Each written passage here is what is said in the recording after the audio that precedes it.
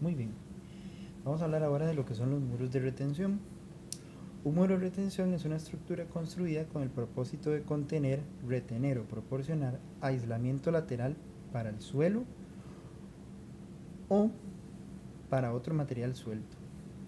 El material suelto empuja contra el muro, tendiendo a volcarlo o moverlo. Los muros de retención se usan en casos donde existen cambios abruptos en la pendiente del terreno. Cualquier tipo de muro debe de existir tres fuerzas en equilibrio: las cargas de gravedad del muro de concreto y el suelo encima de la zapata, que lo llamamos peso desarrollado, la presión lateral del suelo y la capacidad del soporte del suelo. Esas tres fuerzas las vamos a ir viendo conforme vamos haciendo ejercicios. Y entonces aparecen los diferentes tipos de muros que tenemos. Bueno, está el muro de retención tipo gravedad. Se usa para muros de 10 a 12 pies de altura. Se construye con concreto simple y depende de su propio peso para la estabilidad contra el deslizamiento y el volteo. Es muy masivo, ¿okay? Por eso no se refuerza con acero. El esfuerzo de tensión es menor a 1,6 veces la raíz del esfuerzo de compresión, Fc'. Pueden ser de piedra o mampostería. Aquí tenemos un dibujo de uno.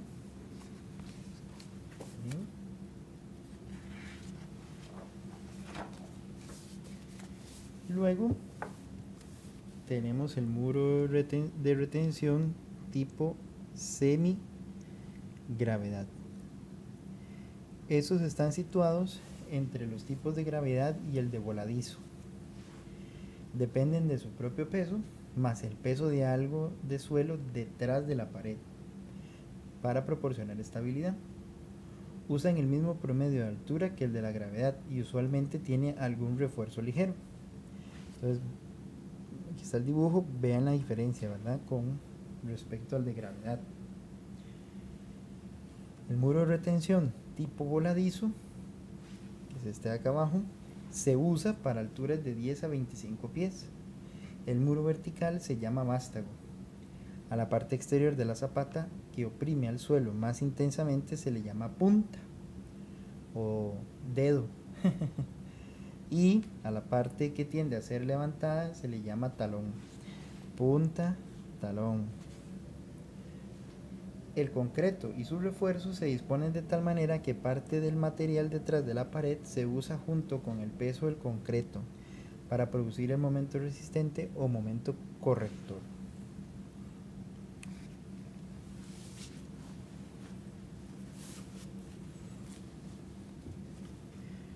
Cuando se requiere construir muros de retención de 20 a 25 pies, los momentos flexionantes en la unión del vástago con la zapata llegan a ser tan grandes que se necesitarán muros transversales verticales en el frente o la parte posterior del vástago. Si los refuerzos transversales quedan atrás de la pared, o sea, dentro del suelo, no son visibles, se les llama muros con estribos.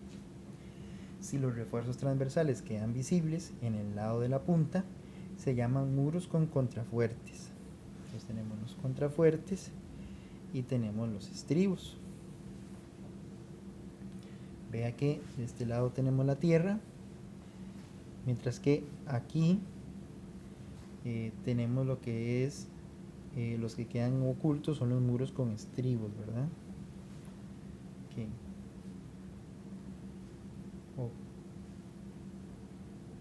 Contrafuerte, el que está oculto, y estribos es el que queda visible. ¿Sí? Interesante, creo que lo escribí al revés, ¿verdad? Okay. Vamos a verificarlo porque no sé cuál habrá sido el que haya quedado al revés en la figura. Ok, al parecer contrafuerte, sí es este, ese es el contrafuerte. Creo que me quedó al revés, creo que redactado, pero no importa. El dibujo es el que tiene la razón. Ahí pido disculpas por haberlo puesto al revés. Bueno, el tipo con estribos se usa más común, el tipo con estribos se usa más comúnmente y resulta más atractivo ya que los refuerzos transversales no son visibles. Los contrafuertes no solo son visibles sobre el lado de la punta, sino que su proyección sobre la parte exterior ocupa espacio valioso. Pero estos son más eficientes que los estribos porque el concreto de que están hechos trabaja con presión en los momentos de volteo. Eso es una característica muy importante que diferencia uno con el otro.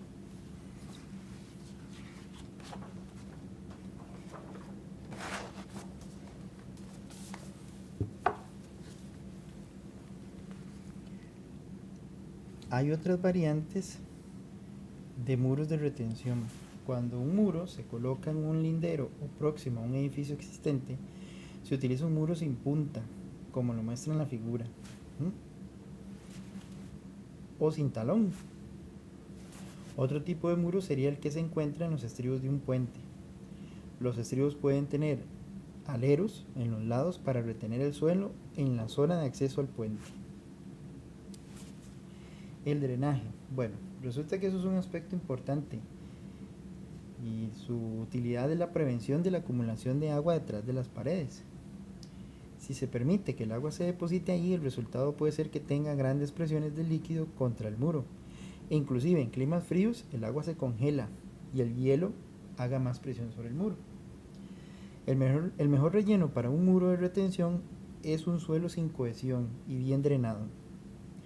Junto con el relleno del material granular se hacen agujeros en las paredes.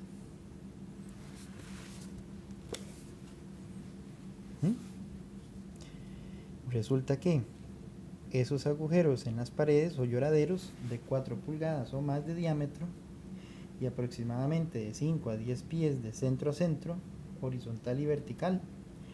Si el relleno consiste en arena gruesa, es conveniente poner paladas de grava alrededor de los lloraderos para impedir que la arena tape los agujeros. Entonces aquí tenemos los lloraderos, ¿ven? Aquí está el relleno del suelo y estos semicírculos que hay aquí es el material granular para evitar el taponamiento. Acá abajo tenemos el tubo perforado cubierto de material granular.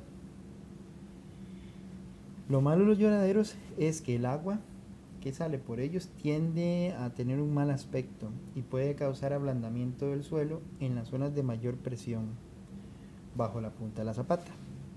Para esto hay un método que es colocar un tubo perforado de 6 a 8 pulgadas en una cama de grava a lo largo de la base del muro. Lo malo es que se pueden obstruir generando mayor presión del agua. Una manta porosa entre el muro y el suelo permite que la humedad drene libremente. Este detalle de que se ve feo, me acuerdo en la ruta 27 hacia Punta Arenas, hay muchos muros de retención a los lados de la carretera y se ve el óxido, ¿verdad? Cómo sale de esos orificios de drenaje, se ve feo. Es una característica muy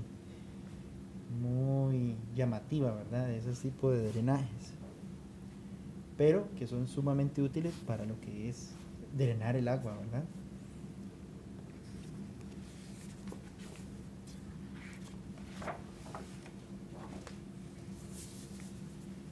Ahora, resulta que el tipo de empuje que se desarrolle sobre un muro está condicionado por la deformidad del muro. Si el muro de sostenimiento cede, el relleno de la tierra se expande en dirección horizontal, originando esfuerzos de corte en el suelo, con lo que la presión lateral ejercida por la tierra sobre la espalda del muro disminuye gradualmente y se aproxima al límite inferior.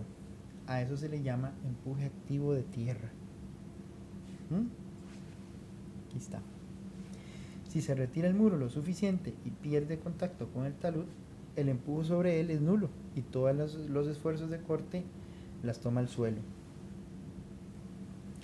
Si el muro empuja en una dirección horizontal contra el relleno de tierra, origina un aumento en su resistencia hasta alcanzar su valor límite superior llamado empuje pasivo de la tierra. Cuando el movimiento del muro da origen a uno de estos dos valores límites, el relleno de tierra se rompe por corte.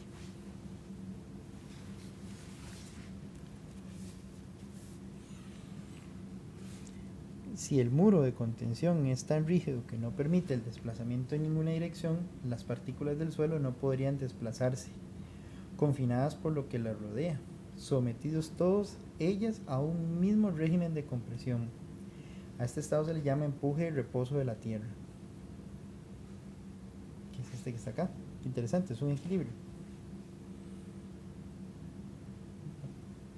Ahora, resulta que las presiones laterales sobre los muros de contención es lo que nos toca debatir, pensar y calcular. Bueno, resulta que variables implicadas en el cálculo de presión detrás de los muros, tenemos los tipos de materiales de relleno, su compactación y grado de humedad, los tipos de materiales debajo de las zapatas, la presencia o ausencia de sobrecarga en el relleno. Si un muro se construye contra una cara sólida de roca, no habrá presión sobre el muro por parte de la roca. Eso es algo muy interesante que ocurre a nivel práctico. Si el muro se construye para retener una masa de agua, actúan sobre él presiones hidrostáticas. En cualquier punto, la presión P es igual a W por H, que es el peso unitario del agua, y H sería la distancia vertical de la superficie libre del agua al punto considerado, o sea, lo que sería profundidad.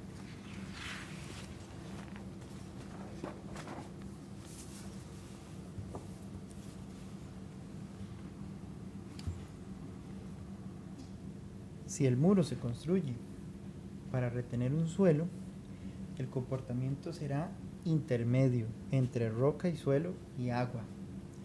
La presión es igual a C por W por H, donde W es el peso unitario del suelo, H es la distancia de la superficie al punto considerado y C es una constante que depende de las características del relleno. Entonces, vea qué interesante porque tenemos aquí dos diagramas, ¿okay? Estos son dos diagramas donde, bueno, aquí tenemos que el W está entre 90 y 100 para arcillas suaves, W está entre 110 y 120 libras por pie cúbico para arenas, entre 100 y 120 para arcillas duras y entre 120 y 130 para arena con grava. Entonces, vemos en una gráfica cómo se comporta el KV o el KH con relación a sigma, ¿sí?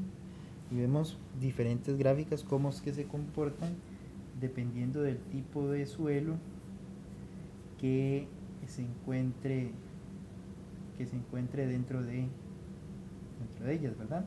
Este es los valores del ángulo dependiente, ¿verdad? Este es el ángulo que está acá. ¿Ven?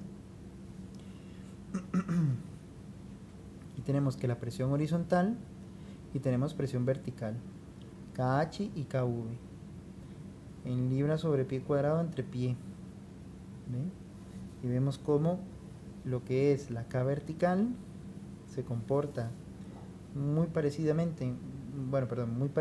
en los tres: suelo granular, grueso, sin partícula fina, con partícula de limo y arena limosa fina. Y el 4, el relleno de arcilla suave, se cae totalmente, no existe, ¿sí? Y vemos como el KH se mantiene en valores constantes, no es tan lineal como el anterior, pero que conforme el ángulo va aumentando tiende a torcerse la gráfica hacia arriba de forma creciente. Eso quiere decir de que a mayores ángulos, pues la presión vertical va a ir aumentando. Al inicio es constante en ángulos pequeños, pero a medida que aumenta el ángulo, la presión vertical va a ir aumentando. La presión horizontal, si no hay quite, la presión horizontal va a ir aumentando linealmente en los tres tipos de suelos. Esa es una de las características de cómo se comporta presión horizontal y presión vertical en un muro.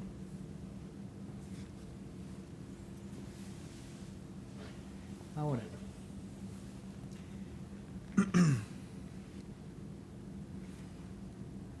Resulta de que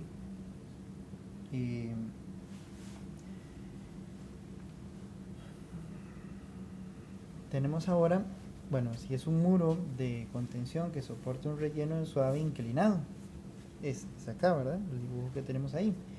El área pintada de roja es parte del suelo que tiende a deslizarse a lo largo de la superficie curva y a empujar contra el muro. Esa tendencia a deslizarse de este suelo es resistido por la fricción, lo que es la fricción interna, a lo largo del suelo subyacente y por la fricción a lo largo de la cara del muro. La fricción interna es mayor en suelo cohesivo. Entre mayor sea la humedad del suelo, menor cohesivo y más parejo el plano de falla resulta ser, ¿verdad? Esta es la superficie de alta falla. Entre más parejo el plano de falla, mayor el volumen del suelo que tiende a deslizarse y a empujar contra el muro. Entonces, ¿qué es lo que hace el proyectista? Bueno, el proyectista debe suponer un relleno detrás de la pared granular y sin cohesión. Debido a la presión lateral, un muro de retención se flexionará un poco por estar construido por materiales elásticos. Los muros se construyen frecuentemente sobre un talud o inclinación hacia el relleno para evitar deformaciones. Entonces tenemos el relleno, ¿verdad? Perdón, el terreno, tenemos el relleno granular acá y tenemos este talud, ¿verdad? O inclinación sobre ese relleno, construido de concreto y rocas.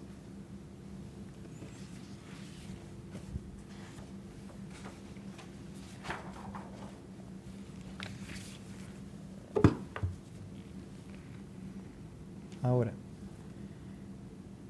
bajo las presiones laterales descritas, un muro de retención se moverá a una distancia pequeña y se desarrollará una presión activa del suelo. Esta es la presión activa del suelo. Vea la distribución triangular, ¿verdad? Los factores que influyen en la presión aplicada a un muro son los tipos del material del relleno empleado, drenaje existente, el nivel de agua freática y las condiciones climáticas de sequedad, humedad o congelamiento del suelo. La presión activa varía linealmente con la profundidad del relleno. Es como si detrás de ese muro hubiese un líquido en lo que respecta a la presión lateral. Entonces vea que el comportamiento triangular antes del muro o después del muro tiene ese comportamiento triangular. Si la pared se mueve alejándose del relleno y presionándolo contra el suelo en la punta, se dará una presión pasiva del suelo. Es este verde que está acá. La presión pasiva del suelo varía linealmente. Entonces, de las dos formas de calcularlo, presión activa y presión pasiva, tenemos las fórmulas muy parecidas, de hecho son iguales, es K y Kp, W y H. Ok, recordemos que esto es la constante activa, la constante pasiva. Tenemos la W, okay, donde K y Kp son los coeficientes de presión activo y pasivo, que para un material granular es de 0,3 y 3,33. Ojo aquí que este es más grande, el pasivo es más grande que el activo, ¿verdad?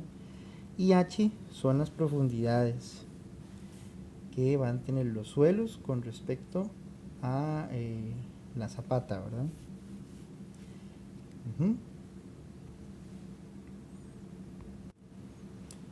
Entonces, ¿cuál es la diferencia entre la ecuación de Coulomb y la de Rankine? Bueno, Coulomb toma en cuenta la fricción suelo-pared. Entonces, vamos a buscar la siguiente. Aquí está. La ecuación de Coulomb se usa a menudo para muros de más de 20 pies de altura. La ecuación de Rankine se utiliza para muros de 20 pies o menos. Ambos métodos dan igual cuando se desprecia la fricción sobre la pared. Entonces, tenemos lo que es el muro, ¿verdad? La zapata. Tenemos aquí lo que es presión activa. Tenemos aquí lo que es lo pasivo. Y entonces tenemos que phi es el ángulo de relleno que forma con la horizontal. perdón, este sería sigma. Phi es el ángulo de fricción interna del suelo. Para rellenos bien drenados de arena o grava, el suelo tiende a tomarse como el ángulo de reposo dependiente 1 vertical, 1,5 horizontal, 33,40 grados. Entonces, si el relleno es horizontal, tenemos estas fórmulas de acá. Si el relleno tiene un cierto ángulo de inclinación, tenemos esas otras. Ahora, Phi puede ser tan pequeño como de 0 a 10 grados para arcillas suaves y tan alto como de 30 a 40 para materiales granulares. Una vez que se encuentra el valor de K y Kp, las presiones horizontales totales se calculan como si fueran las áreas de los diagramas de presiones triangulares. Entonces, recuerde aquí los triángulos, ¿verdad? De distribución, donde HA es un medio de PA por H, que va a ser igual a un medio de KA WHH, un medio de KA WH cuadrado, para lo que es activo y pasivo.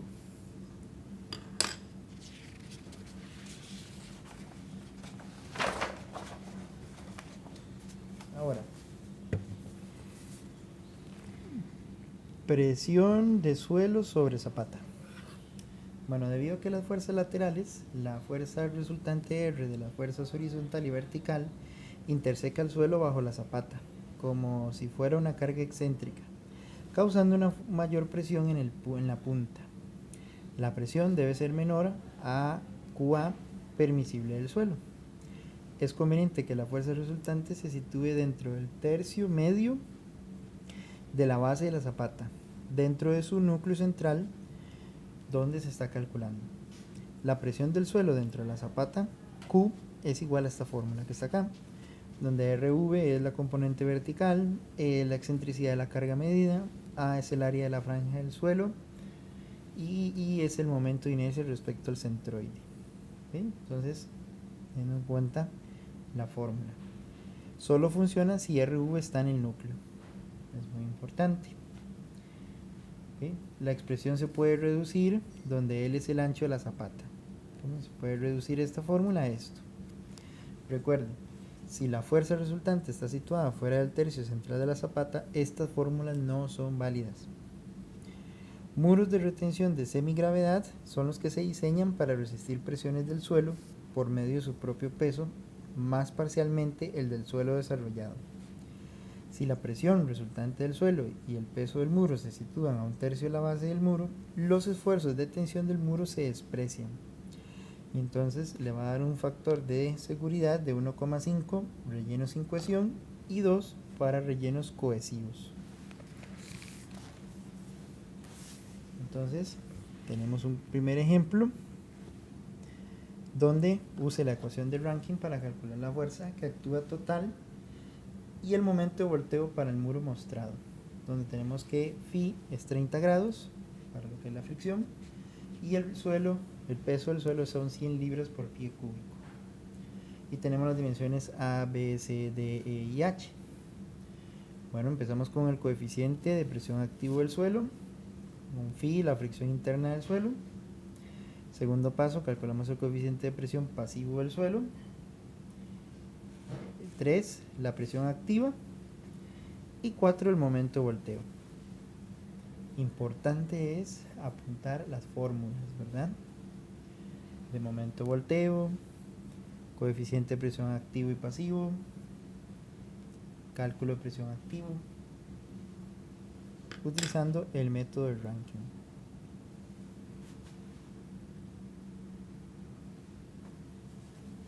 Muy bien.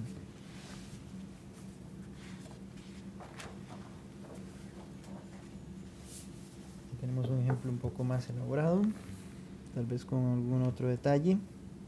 Dice, determine los factores de seguridad por volteo y deslizamiento por gravedad y semigravedad con un Phi de 30 grados, un μ entre el concreto y el suelo de 0,5 y también calcule la presión bajo el talón y la punta en cada zapata.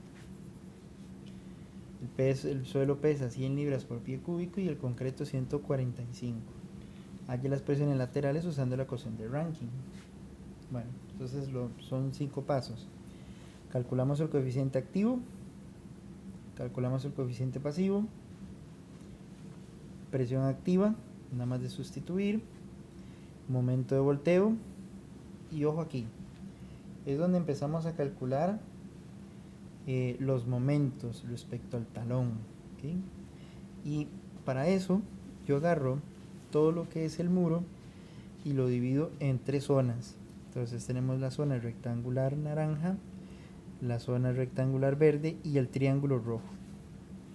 Entonces, ¿qué empiezo a hacer? Empiezo a calcular lo que se llama un brazo palanca. El brazo palanca va a ser este, W, que va a ser el peso del concreto por el área que yo escogí aquí. Entonces, todo esto naranja va a ser para la parte naranja. Vea que sería el área naranja, que sería 8 por 7, ¿okay? Ese es el área, y 145 es el concreto. Luego lo multiplico a este brazo palanca por el radio. ¿Cuál sería el radio? La distancia desde el talón hasta el centro de gravedad del triángulo naranja, que sería 8 medios. Entonces 8 entre 2. Lo mismo tengo que hacer con la parte roja. Ojo con la parte roja, porque el área es un triángulo. Base por altura dividido entre 2. Base 3, altura 5. Base 3, altura 5. Entre 2. Y ojo aquí, multiplicamos por el radio, ¿verdad? Donde está ubicada la fuerza. ¿Dónde está ubicada la fuerza? A 2/3 de la base con respecto al talón, que el talón está acá. Entonces por eso multiplicamos 3 por 2/3. Y para la parte verde, ¿okay? Que la parte verde sería un cuadrado, 5 por 5, el área. Y vean aquí interesante la distancia de el radio, para hacer brazo palanca por radio. El radio sería 3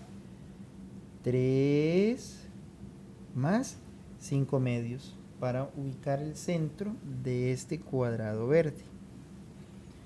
3 más 5 medios. Perfecto. Cuando ya tenemos esos momentos, entonces vamos al siguiente paso. Vamos a buscar el siguiente paso. Está más adelante. Aquí está. El siguiente paso sería entonces calcular la carga vertical en la zapata. Entonces la carga vertical sería sumar los brazos palancas de las tres figuras. Calculamos el momento total de la zapata, que sería sumar los tres momentos. Y con eso encontramos el factor de seguridad contra volcamiento, que sería el momento total entre el momento de volteo. O el factor de seguridad contra el deslizamiento, que sería μ por RV, que encontramos en el paso 6, que es sumar los brazos palancas, entre HA, que era el paso 2, que era calcular la presión activa.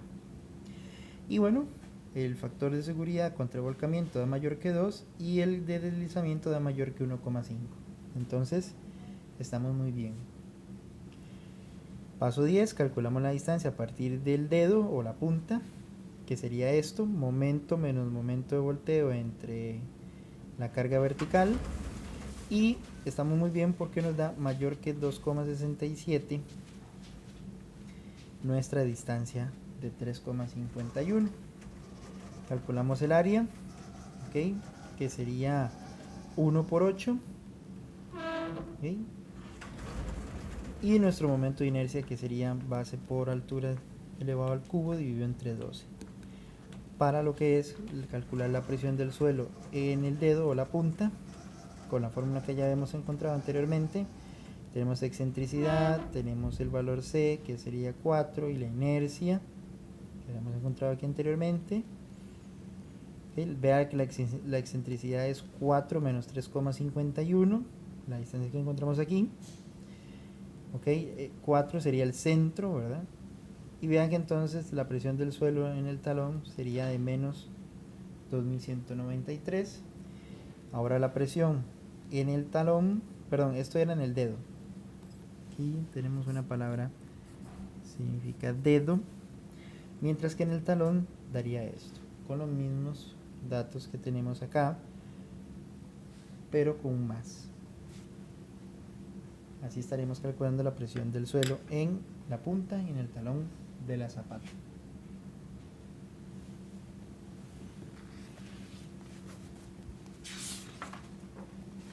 Muy bien. Y aquí tenemos otro ejemplo, tal vez con un poco de variable a la hora de hacer el muro. Ok, ahora tenemos un muro que es no tan simétrico como el anterior. Y es lo mismo, determina los factores de seguridad contra el volteo y deslizamiento para un FI de 30, un μ es 0,45, el peso del suelo es 16 kN, ahora está en unidades del sistema internacional, y un concreto de 22,7. Es lo mismo, vea. Calculamos el coeficiente de presión activo, calculamos la presión activa, calculamos el momento sobre volteo, presión activa por altura dividido entre 3. Calculamos los momentos, vea cómo dividí las áreas, verde, roja, naranja y amarilla. Para la verde, base por altura, vea, todo es el mismo procedimiento. Para la 2, lo mismo. Recuerde que estamos con respecto al dedo, ¿verdad? Al dedo punta de la zapata. No que se nos puede olvidar con respecto a que estamos calculando. La parte naranja, la parte roja. Entonces, por ejemplo, en la parte roja, es normal ver 0,6, ¿okay? Que sería 0,6, sería, ojo aquí porque esto es 0, no se ve, pero sería, aquí son, de aquí a aquí son 300 milímetros, y de aquí a aquí son otros 300 milímetros. Entonces, claro, sería para la parte roja, sería los 300 más 300 serían 0,6, y esto se encuentra a 2/3 de la base, pero como la base está de este lado, entonces sería solo 1/3 de la base. ¿Ve? O sea, sería 1/3 de 1,4 porque todo esto mide 2. Entonces sería 0,3 más 0,3 más 1/3 de 1,4. Por eso es que aparece este valor acá de 1,4 entre 3 más 0,6, porque es a partir de la punta. Ahí lo dejo para que lo vean. Fórmulas que copiar, procedimiento que entender. Un ejemplo resuelto. Y vamos a seguir haciendo el ejercicio. Bueno, me faltaba lo que era la parte amarilla, ¿verdad? Esta es la parte amarilla del ejercicio. Y entonces es lo mismo que hicimos en el ejercicio pasado. Calculamos la carga vertical sobre la zapata, que es sumar los brazos palancas, el momento total sobre la zapata, que es sumar los momentos que calculamos para cada una de las áreas dibujadas o pintadas en el muro. Y entonces ahora sí, el factor de seguridad de volteo, que es el momento total entre el momento de volteo calculado en el paso 2. Calculamos el factor de seguridad de deslizamiento, igual, ahí está la fórmula, μ por RV entre HA. Y calculamos la distancia desde el dedo. Entonces ve, se vuelve a repetir el mismo procedimiento para calcular lo que es la presión en el talón activo y la presión en el suelo sobre el dedo. Buscamos la distancia, el área 1 por 2 metros cuadrados de la profundidad y de la envergadura, ¿verdad? De esa área, que lo podemos ver aquí en el dibujo. Ok, ahí lo podemos ver los 2 metros en el dibujo.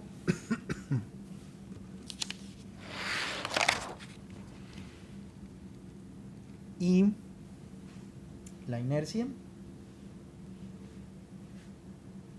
Y ahora sí, recuerda que esto es sobre la zapata, ¿verdad? Entonces, si usted me está preguntando cuál es el área, es el área de la zapata.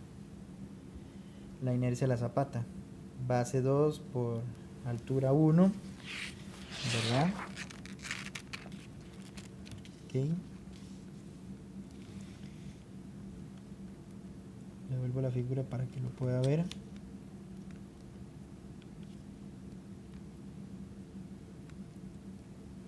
Ujú.